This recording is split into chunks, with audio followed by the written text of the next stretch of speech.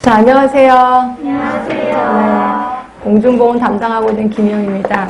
우리 기출문제에서는 기출문제도 풀면서 이론도 전체적으로 정리를 해드렸고요. 그리고 단원별에서는 좀 더 깊게 들어갔어요. 그래서 이런 문제도 나올까라는 의심이 들 정도로 좀 깊이 들어간 건 좀 사실입니다. 자, 그리고 모의고사 같은 경우는 조금 모의고사형답게 문제를 냈어요. 그러니까 현실에 좀 적합하게 문제를 냈고, 그건 곧 18대 2의 법칙을 준수했다는 거죠. 18대 2의 법칙. 자, 18개는 기존에 알고 있는 것 같고 풀 수 있고요. 2개는 좀 낯선 문제 또 제시했습니다. 그러니까 이런 것들은 그때그때마다 외우는 것도 좋은데 외우는 게 너무 많아요 이러면 그냥 감이라도 잡아서 문제 풀 수 있게끔 복골복이다 라고 생각하시면 될 것 같고요. 자, 이러다 보니까 모의고사형 문제가 공부하셨던 분들은 쉽구나 라고 느끼실 거고, 여전히 공부 안 하신 분들은 헷갈리네 라고 느끼실 겁니다. 그죠? 네, 그런 식으로 할 거고, 오늘도 유의물이 2개가 나갔을 거예요. 하나는 이제 모의고사에 필요한 유의물이고, 또 하나는 기출문제, 우리가 풀지 못했던 기출문제를 계속해서 갖고 왔거든요. 그래서 저는 제가 가지고 있는 모든 기출문제를 다 풀었으면 하는 게 제 소원이에요. 그러니까 여러분들이 미리미리 이제 이 문제를 풀어갖고 오시면 빨리빨리 진행이 될 겁니다. 그렇죠? 자, 요 정도 잔소리하고 바로 들어가겠습니다. 자, 볼게요. 1회 모의고사. 자, 질병과 의심되는 위험 요인 간의 연관성의 강도. 우리 원인 할 때 연관성의 강도 기억하시나요? 흡연을 했을 때는 폐암에 걸릴 확률이 5배. 그죠? 근데 오염된 공기에 노출됐을 때 폐암에 걸릴 확률이 1.5배다. 라고 하면 누가 원인이다? 흡연이 원인이다. 이걸 우리 연관성의 강도라고 표현했었어요.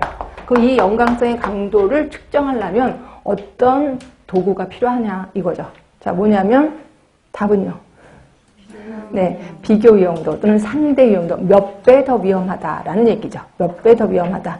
그럼 기여 위험도는 뭐냐? 기여 위험도는 기여했다는 거예요. 그러니까 기여 위험도는 예를 들어서 기여 위험도가 5가 나왔어. 50이 나왔어. 50. 그러면 폐암 환자에서 흡연이 50%를 차지한다라는 거예요. 그러니까 그만큼 기여를 했다는 거고, 몇 배 이런 소리는 아닙니다. 근데 여기는 강도니까 몇 배 더 강하냐라고 하니까 이건 상대 위험도를 얘기하는 거죠.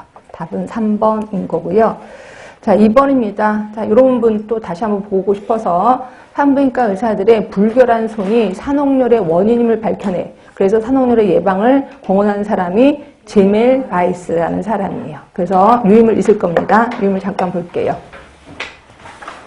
자, 제멜 바이스라는 사람이 그때 당시에 제1산가에서 유행하고 있는 산후열, 그러니까 아기를 낳고 나면 열이 막 올라가면서 죽는 거예요. 그 원인을 규명하기 위해서 이걸 발견했더니 대부분의 의사들이 시신을 만지고 그 손을 씻지 않고 바로 산부인과 쪽에 가서 아기를 받는 거예요. 그래서 혹시 손이 문제가 아닐까라는 생각을 해서 거기서 발견을 했더니 아니나 달라 그런 거였다는 거죠. 그래서 보시면 두 번째 줄에 시체를 만진 의사의 손에 묻은 유기분해 물질의 흡수에 의한 일종의 흡수열로 단정을 해서 이를 예방하기 위해서 그냥 물로 손을 씻는 게 아니라 염화칼슘 액으로 씻어야 한다고 주장을 한 거죠.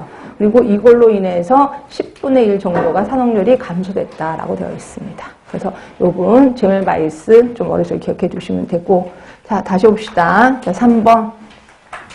이건 아무래도 시험 문제 중 요번에 좀 때가 때인 만큼 나올 것 같아서, 자, 감염병 위기관리 대책. 이게 이제 감염병 예방에 관한 법에 분명히 있거든요. 그 위기관리 대책에 포함되어야 할 사항이 아닌 것은 이렇게 돼 있어요. 이런 것들도 감으로 잡으셔야지 어떻게 답은 나왔나요? 네, 1번입니다. 예방접종 약품의 계획 생산에는 그 위기관리 대책에 포함이 되어 있지 않고, 평상시에 하겠죠. 위기관리면 위기일 때 하는 건데, 이거는 예방접종 약은 평상시에 하겠구나, 이렇게 생각하시면 될 것 같고, 그거 외에 우리 일단 유의물 보겠습니다.